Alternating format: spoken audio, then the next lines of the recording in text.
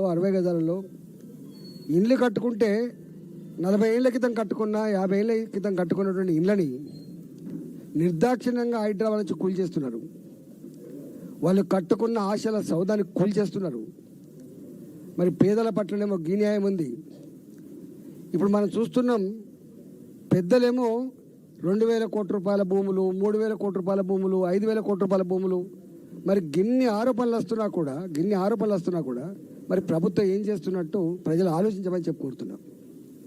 మేము మొదటి నుంచి మొత్తుకుంటున్నాం, పేదలకు ఒక న్యాయం, పెద్దలకు ఒక న్యాయం. ఇవాళ కొన్ని సందర్భాల్లో కోర్టులను కూడా మేనేజ్ చేసే ప్రయత్నం చేస్తున్నారు. మేనేజ్ చేస్తున్నారు. నా దగ్గర ఎల్లమ్మ బండి అని ఉంటుంది కుక్కడపల్లిలో, 97 ఎకరాల భూమి. అది ఎకరం 70 కోట్లు 80 కోట్లు ఉంటుంది. దాదాపు 7,000 కోట్ల రూపాయల భూమి. నేను 2007 నుంచి కొట్లాడ పెట్టుకుని ఆపిన. నేను 2021 గెలిచిన తర్వాత దాన్ని గద్దల్లాగా తనకపోయిండు ఒక పెద్ద వ్యాపారి. ఇవాళ దాన్ని ఇవ్వడానికి ప్రభుత్వం సుముఖంగా ఉంది. అంటే 7,000 కోట్లు.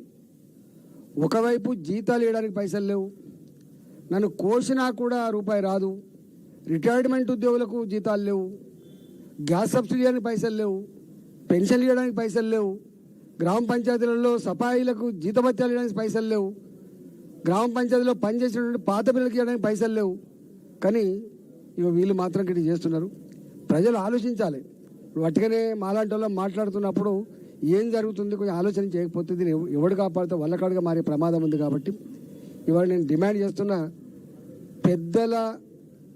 పెద్దలకు అండగా ఉండి వాళ్ళ ఆస్తులకు కాపలా కాయడం కాదు ప్రభుత్వం చేయాల్సిన పని. ప్రజాప్రభుత్వమే అయితే పేదల గుడిసెలు కూలగొట్టకుండా, పేదల ఇళ్ళు కూలగొట్టకుండా పేదలకు రక్షణ కల్పించాలని చెప్పి నేను డిమాండ్ చేస్తున్నా. ఈ వచ్చినటువంటి ఆరోపణలు ఏవైతున్నాయో ఒక్కొక్కటిగా ఎంక్వైరీ చేసి వాటిని అన్నీ కూడా హ్యాండ్ ఓవర్ చేసుకొని ప్రజాపరం చేయాలని చెప్పి నేను డిమాండ్ చేస్తున్నాను.